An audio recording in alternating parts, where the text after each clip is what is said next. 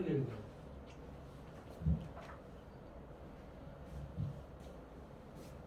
빠르게 읽어야 돼. 근데 요 정도 수준은 얼마든지 나올 수 있어. 수능에서도.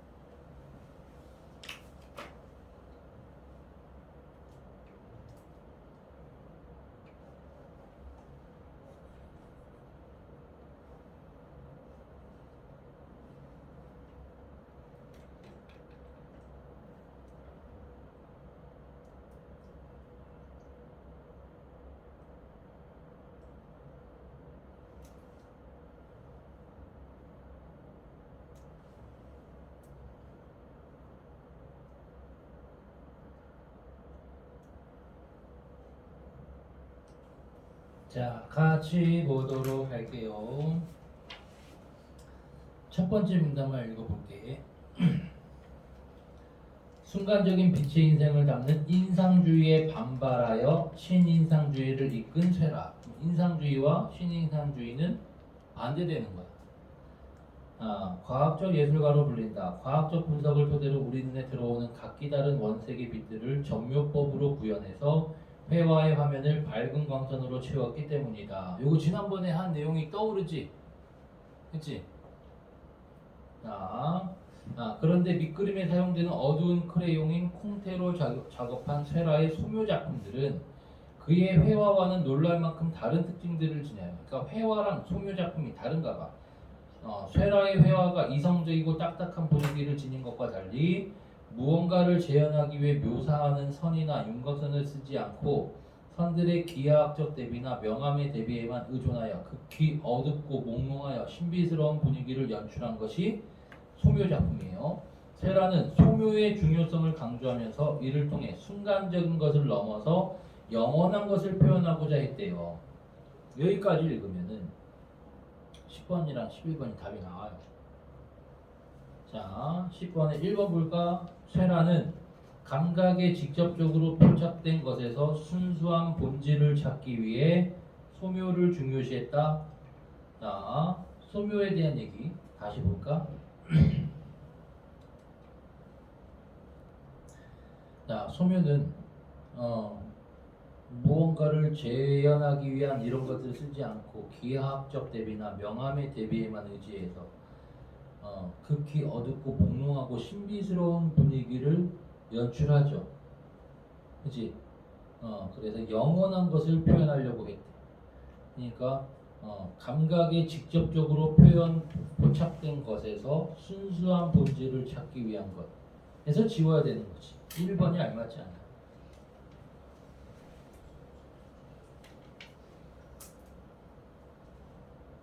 그리고 11번은 11번이 제일 쉬웠지? 11번. 자, 니은은 쇠라의 회하고 기억은 쇠라의 소묘 작품인데 답은 5번이죠. 왜? 자, 니은은 기억과 달리 화면을 밝은 광선으로 채워서 변화하는 자연의 인상을 단번에 색채로 포착하는 것.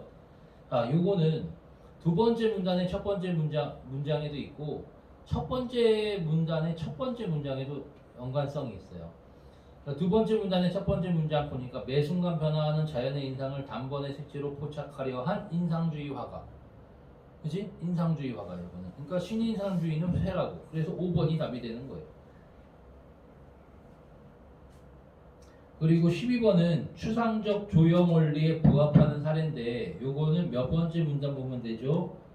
추상적 조형주의 세 번째 문단 보면 되지. 세 번째 문단 읽어볼까? 쇠라는 회화에 있어서 과학적 색채 법칙을 발견하려 했던 것과 마찬가지로 형태나 명암 등에 대해서도 색채에서 성취한 것과 같은 조화를 얻을 수 있도록 한 과학적 체계의 발견을 과제로 삼았다. 그리고 형태, 명암, 리듬 등의 조형 요소들을 사물을 재현하는 수단이 아니라 자율적 가치로서 사용하는 추상적 조형 원리를 구축했어요. 예를 들어 그의 소묘 작품 중 가장 추상적인 화면을 보여주는 강변은 굵은 수직선들과 이를 가로지르는 수평선들로 단순화되어 있는데 강변의 하늘과 땅, 나무 등에 대한 재현의 의미조차 사라진 기하학적 구조 그 자체만 남은 거야. 이는 공간감을 박탈하고 화면을 평면화하면서 주관의 산물을 추상화하는 효과를 낳았다. 그래서 12번 적절한 거 찾는 거잖아. 그지? 추상적 조형 원리의 사례. 2번이 되겠죠. 형태나 명암이 주는 효과를 과학적 체계에 근거하여 드러내기 위해 평면적인 기하학적 구조가 세 번째 문단에 다 나와 있는 내용입니다. 그래서 2번이 되겠고요. 13번은 지문에서 마지막 문단과 관련된 거예요. 마지막 문단 한번 읽어보니까 쇠라의 소묘 작품에 자주 등장하는 인물처럼 보이는 형상은 추상적 조형 원리에 따라 인간성이 소실된 채 윤곽선조차 없이 기하학적 형태만 남은 모습을 띈다. 쇠라의 미학 세계에 따르면 그의 추상적 조형 원리의 산물은 감상자들이 느끼는 감정과 닿아 있으며 일종의 상징이기도 하다. 그러니까 이 추상적 조형 원리는 감상자들이 느끼는 감정이 중요하다는 거야. 그리고 상징적인 의미이기도 해요. 그래서 기하학적 형태나 명암 대비로 남은 인물처럼 보이는 형상도 그 나름의 감정과 상징으로 연결되어 있는데 이렇게 추상적 표현 기호로서 가치를 부여하는 것이야말로 쇠라가 미술의 본질로 여긴 것이다 라고 되어 있고요. 13번의 보기를 보니까 쇠라의 소묘 작품 속에 표현된 인간의 모습은 다분히 평면적이고 관념화된 형상을 띱니다. 구체성과 개별성이 제거되어 다른 것과 동등한 것으로 남아있어 이렇게 추상화된 인간 형상은 과거의 미술에서 다루어지던 기본적인 방식에서 벗어나 있어요. 그 기본적인 방식, 과거의 방식은 개별 인간을 다른 사물이나 동물들과 구별하게 만드는 본질인 인간성을 표출하는 것. 요거는 과거 미술이야. 과거 미술. 그의 소묘 작품에서 인간은 감정이 담긴 얼굴 묘사조차 극도로 억제되어 있으며 엄격한 좌우대칭인 형태로 그림자처럼 처리되어 주변과 명암의 대비를 이루고 있는 경우가 많아요. 얼굴이나 팔다리가 생략되어 인간임을 알아볼 수 있게 하는 최소한의 요소도 없이 타원형, 직사각형, 사다리꼴 등만 남아있는 경우도 있다 라고 돼 있는데 그래서 가장 적절한 건 4번이 되는 겁니다. 다른 사물들과 본질적으로 다르지 않은 동등한 것으로 라는 거는 자 지금 보기에서 과거의 미술은 동물들과 구별하게 만드는 본질인 인간성을 표출하기 위한 거였잖아. 그지? 근데 이런 것들을 제거한 거야. 그래서 다르지 않은 동등한 것으로 상징으로서의 가치를 지니면서 감정까지 감상자의 감정까지 불러일으키는 것은 지문의 마지막 부분에 있죠. 자, 3번 같은 걸 살짝 보니까 선이나 타원형, 직사각형과 같은 형태를 활용해서 구체성이 사라졌다라는 것은 보기에 나와 있어요. 그지? 구체성과 개별성이 제거됐다라고 했으니까. 자, 인간을 묘사하는 윤곽선만 남아있다라고 되어 있는데 보기에서 마지막 부분을 보니까 얼굴이나 팔다리도 생략돼서 인간임을 알아볼 수 있게 하는 최소한의 요소도 없다라고 되어 있잖아. 그지? 그래서 3번은 지울 수가 있어요. 자, 우리 문학 하나 하겠습니다. 수분가를 할까, 만분가를 할까, 고전소설 할까, 고전시 할까? 만분가를 할게요. 만분가가 중요하니까. 10페이지. 만분가는 우리 연계된 작품이고요. 다 선생님이랑 같이 공부했던 부분이에요. 전문을 다 했으니까, 그지? 좀 떠올라야 돼. 자, 그리고 나위소의 강호구가는 비연계 작품인데 어렵지 않은 작품입니다. 30번을 먼저 읽고서 도움을 받아도 되고, 그지? 근데 30번을 너무 꼼꼼하게 읽지 말라고. 왜? 만분간은 다 아는 내용이니까 쭉쭉쭉쭉 읽어가요. 자, 요 네 문제를 5분 중에서 5분.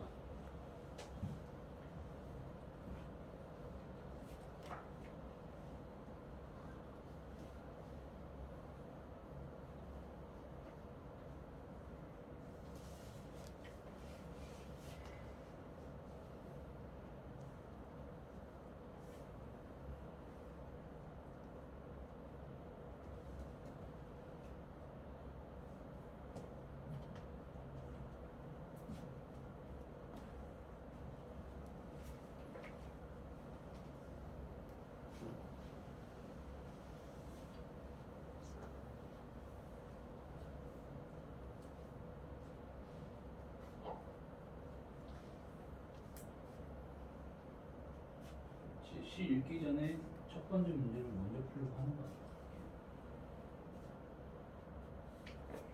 확실하게 지울 수 있는 게 있어요.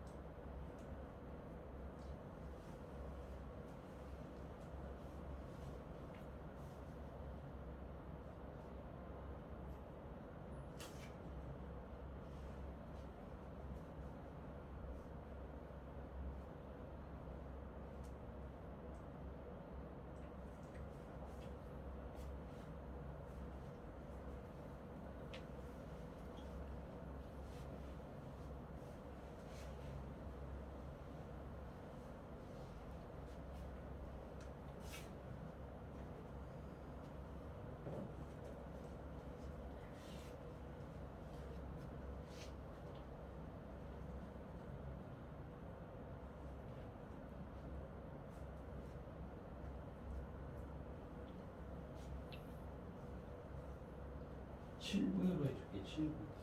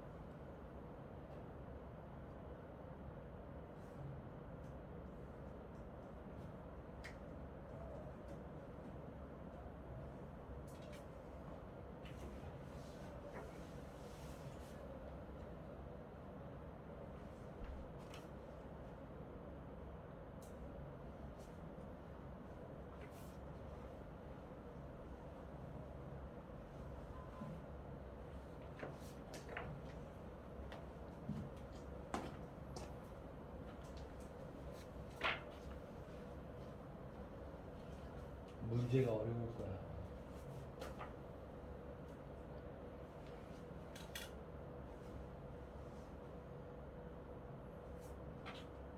다 했어?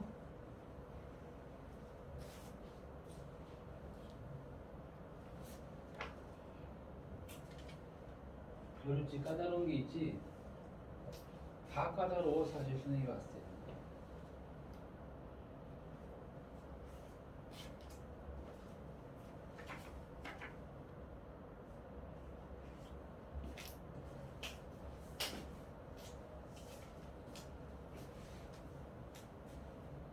누구 나왔네?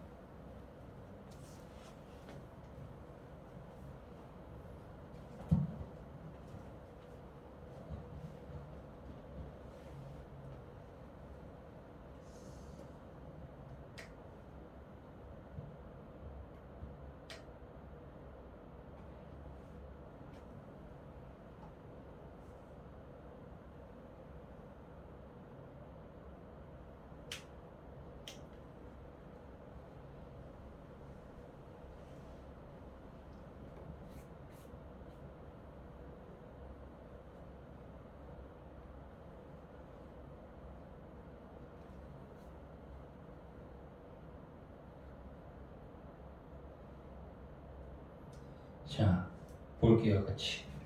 그래서 선생님이 연계된 작품을 EBS에 실려있는 작품을 꼼꼼하게 공부를 해놔야 된다는 거예요. 특히 만분간은 선생님이 엄청 강조한 거잖아요. 중요한 작품. 그렇죠. 그리고 나시는 그렇게 어렵지 않았지. 그냥 이것도 만만한 거야. 근데 문제를 풀기에는 만만치 않아요. 근데 요 패턴이 가능성이 높다고 올해 수능에서 문학에서 까다로운 문제들이 있을 수 있어. 자, 일단 나시를 먼저 빠르게 볼게. 지금 요거는 한번 해석 한번 해보겠습니다. 자, 나시 달 밝고 바람 자니 바람이 잔잔하니 물결이 비단 같구나. 아름다운 자연 풍경이에요. 소정을 비스듬히 놓아서 오락가락하는 흥겨움을 백구야 갈매기야 몹시 즐겨 말하라. 세상 알까 하노라. 그럼 세상은 세모쳐야지. 속세가 이 자연에서 즐기는 즐거움을 알까 두려운 거야. 백구는 감정이입의 대상이야. 화자 동일시되는 거고 이 소정은 뭐냐면은 작은 배야. 작은 배. 자, 그 다음 7번째 수 가는 비 빗긴 바람 낚싯대를 맨 저 할아버지야. 내 생에 얼마치라 네 삶이 얼마냐. 수고로움도 수고로울샤. 수고롭구나. 너무 고생스럽다. 비 오는 날 무슨 낚시냐. 생계를 위함이 아니라 흥겨워하노라. 그러니까 이 할아버지의 대답이야. 나는 생계를 위해서 이렇게 일하는 게 아니라 낚시하는 게 아니라 낚시에서 느끼는 흥취를 흥겨워서 낚시하는 거야. 그러니까 이 할아비가 지금 화자와 동일시되는 대상으로 볼 수가 있어요. 이게 보기에서 30번의 보기에서도 고기 잡는 노인을 화자로 내세우고 때로는 그 노인에게 말을 건네는 다른 화자를 등장시키는 대화의 형식을 활용하고 있다. 다 화자가 되는 거지.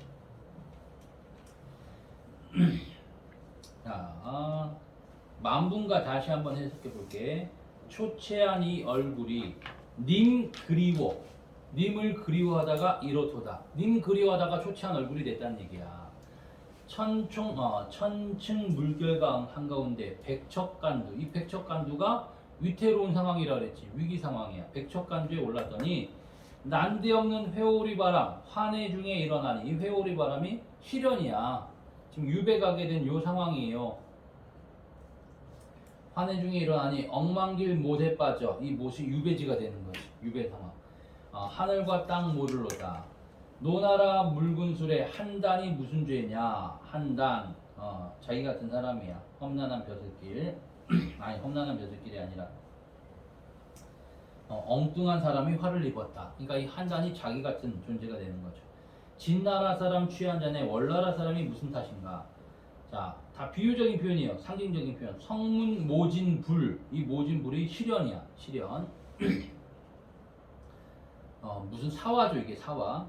옥석이 함께 타니. 이 옥석은 화자 같은 사람이야. 이런 훌륭한 벼슬아치들이 함께 불타니 죽었다는 거예요.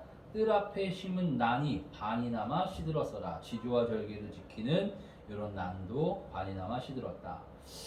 자, 그 다음 중략 뒷부분. 북풍에 혼자 서서 끝없이 우는 뜻을 하늘 같은 우리 님이 전혀 아니 살피시니 나는 이렇게 혼자 울고 있는데 님께서 나를 살피지 않아 목란과 국화가 향기로운 탓인가 라는 거는 우리 님이 목란과 국화 즐기느라고 나를 신경 쓰지 않는다 이런 뜻이었고, 반첩여 왕소군처럼 기구한 운명 때문인가. 그럼 반첩여 왕소군도 화자의 처지를 비유하는 거고요.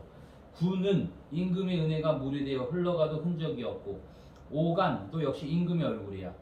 오간이 꽃으로 돼 눈물 가려 못 볼로다. 눈물이 가려서 보지 못한다. 이 몸이 녹아지는 것도 옥황상제 처분이요 이 몸이 죽는 것도 옥황상제 처분이라 라는 건 운명론적 태도예요. 다 임금님의 처분만 기다린다. 녹아지고 죽어져서 홍백 쫓아서 터지고 공산 해골같이 임자 없이 굴러다니다가 죽음의 상황입니다. 곤륜산 제일봉의 만장송 소나무가 되어서 지조와 절개를 상징하는 소나무지. 바람비 뿌린 소리에 님의 귀에 들리거나. 그래서 이 만장송과 밑에 있는 학은 다 화자의 분신이라고. 화자의 분신. 죽어서도 나는 님 가까이 가겠다라는 이런 충성심을 드러내는 거야. 윤회 만급하여 금강산에 하게 되어 12,000봉우리에 마음껏 솟아올라 가을달 밝은 밤에 두어 새소리 슬피 울어서 님의 귀에 들린 것도 다 하늘의 뜻이다. 내가 죽는 것도 하늘의 뜻이야. 나는 죽어도 근데 끝까지 님을 따를 거야. 이런 충성심을 드러내는 거고, 한이 뿌리가 되고 눈물로 가지 삼아 남의 집 창밖에 외나무 매화가 되어. 이 매화도 역시 화자의 분신. 이 세 가지가 나온 거야 지금. 만장송, 학, 매화. 설중 눈 가운데 혼자 피어 베갯머리에 시드는 듯 월중 소영에 님의 옷에 비치거든. 가여운 이 얼굴 매화, 나의 분신인 매화 너로구나 하고 반겨주실까. 님의 태도가 궁금한 거야. 나를 과연 반겨주실까 궁금하다는 거예요. 그래서 27번 같은 경우 우리가 바로바로 지울 수 있는 게 있어요. 1번 바로 지울 수 있지. 색채 대비 없지. 둘 이상의 색채어가 없습니다. 그러니까 A만으로 지울 수 있어. 자, 2번은 B와 C 부분인데, B와 C 부분은 감정을 이입했다라고 되어 있는데, 특히 C는 맞는 것 같아, 그지? 백구 감정을 이입해서 화자의 친밀감 맞는 것 같아요. 근데 B에서의 학은 감정이입의 대상이 아니라 두어 새소리는 맞는 것 같아. 근데 대상에 대한 친밀감은 관련이 없고. 자, 근데 일단 요거는 냅둬도 돼. 2번부터 먼저 안 봐도 돼요. 3번은 어디서 지울 수 있어? 화자의 위태로운 처지는 화자의 위태로운 처지. 자, A는 높이와 깊이를 강조하여. 그 다음 B는 수량을 강조하여. 맞는 것 같아 요거는. 그치? 왜냐면은 A에서 백척간도에 올라가 있다가 억만길 못에 빠졌대. 요거는 높이와 깊이를 강조하는 거 맞는 것 같고, B 부분에서도 수량 12,000봉 이렇게 수량을 강조하고 있죠. 근데 화자의 위태로운 처지를 B에서 바로 지울 수 있다고. 자, 그리고 4번 A는 하강의 이미지를 통해 화자의 비극적인 정서, 하강의 이미지가 있지. 높은 곳에 있다가 낮은 곳으로 내려갔다는 얘기니까. C는 한적한 분위기를 통해 화자의 평온한 마음, 이거 자체가 지금 자연 친화적인 시니까 4번이 답이 되겠고요. 5번은 애상적 정서에서 바로 지울 수 있어야 돼. 지금 나시는 슬픈 얘기가 아니잖아, 그지? 애상적 정서 전혀 관련이 없습니다. 자, 그리고 28번도 조금 귀찮을 수 있는데, 기역과 니은이요. 초췌한 이 얼굴이 님 그려 이렇도다. 이 부분이 잘 해석이 안 될 수 있거든. 근데 니은은 확실하게 기억나야 된다고. 가여운 이 얼굴을 너로구나 하고 반겨주실까라는 건 님의 태도가 궁금한 거야. 자기를 대하는. 그래서 이런 것도 1번 보니까 기역과 니은은 님을 향한 자신의 진심을 알지 못하여 혼란스러워하는 마음.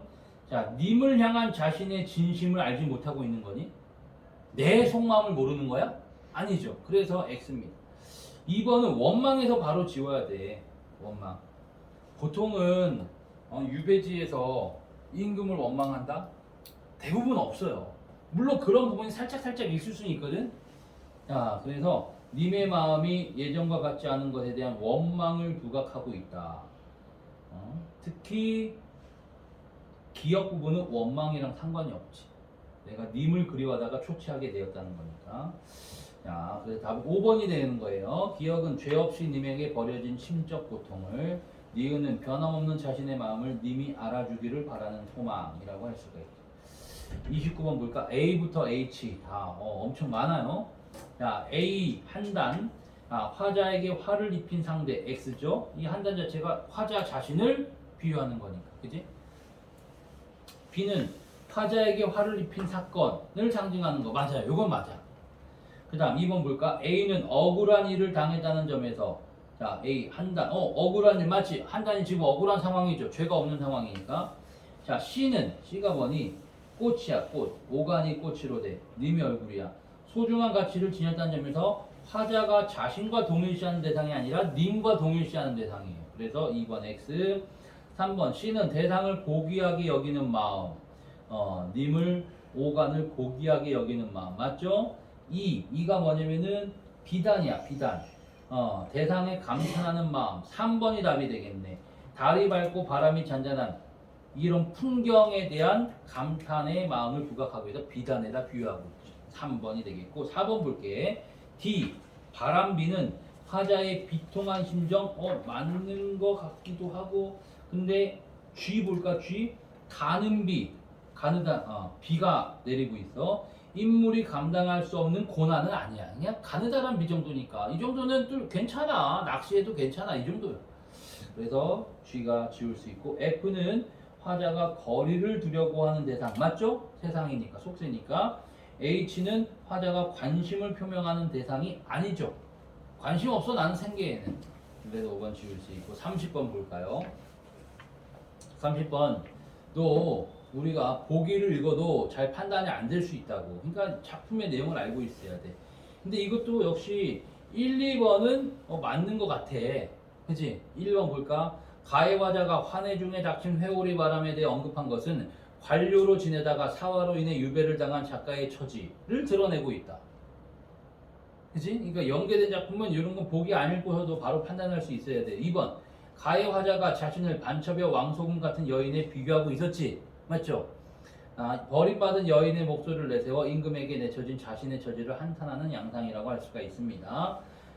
그 다음 가해 화자는 자신이 죽은 후에 만장송이 되는 상상을 전개하고 있지. 그죠? 자신의 애달픈 진심이 언젠가는 님에게 전해질 것이라는 믿음에서 지울 수 있어. 이런 믿음이 있는 상황이니? 아니죠. 님의 반응이 궁금한 거야. 님의 반응이 궁금한 거야 그냥. 내가 죽어서 만장송이 되어서 님한테 뭐 보이고 님의 귀에 들리고 그럴 때 과연 님이 어떻게 반응하실까? 그죠? 그래서 3번이 이게 요것도 좀 어려운 선지였습니다. 3번에서 지울 수 있어요.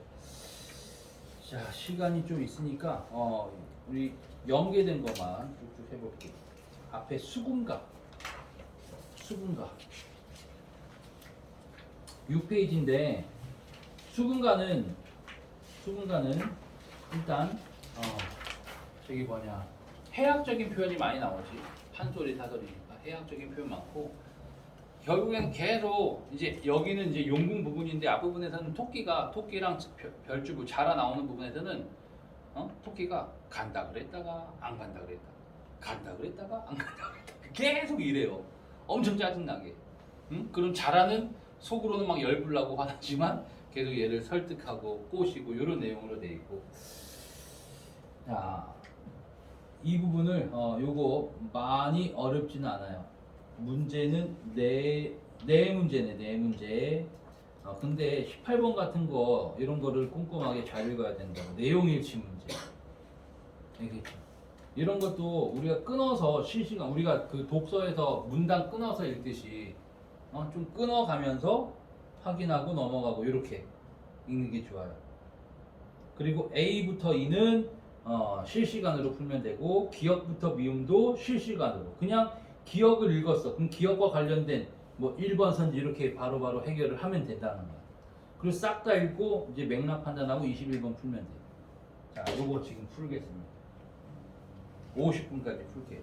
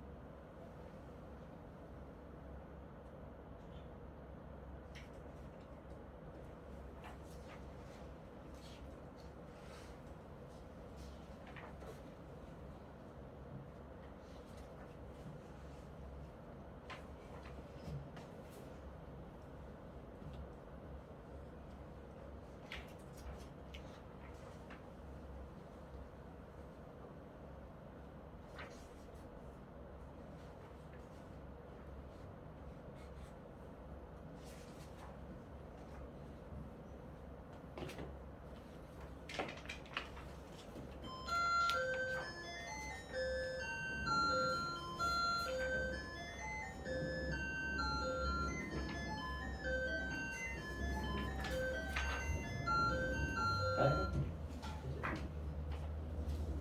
가야 돼.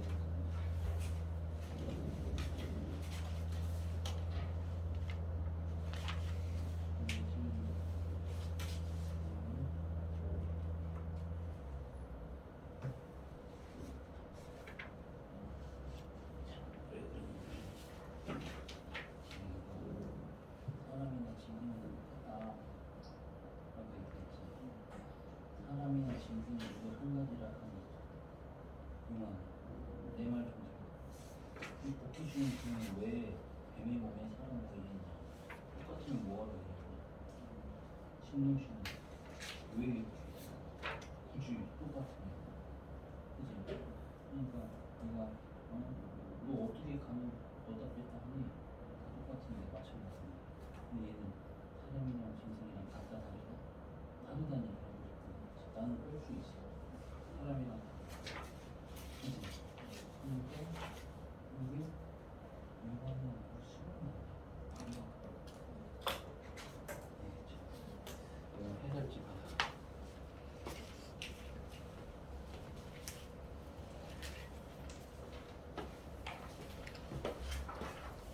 저 따라오세요. 그래서 쉬는 시간에도 단어 외우고 단어와의 전쟁이 소영이는 오늘 무슨 일 있었는지 모르지? 어제 단어 제시형 통과 못한 애들. 호준이 오늘 일찍 왔대? 오늘 20분 넘어서 온 애들 부원장님이 다 불러가지고 1, 2교시 때 여기 공간 2층에서 단어 깜지 10장 쓰게. 단어와의 전쟁.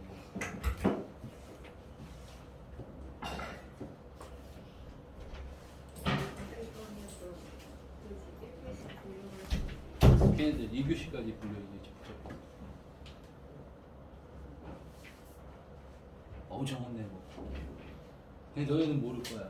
2층에 있으면은 이 소리 지르는 거를 많이 들을 수 있는데. 다 궁금해서 다 나와 있던데. 근데 나왔는데 또 무서워가지고. 근데 요즘 아침에 잘 안 나와 있는데 다들 그냥 물 한 모금 마시면서 쳐다보고. 무슨 일인가 궁금해서.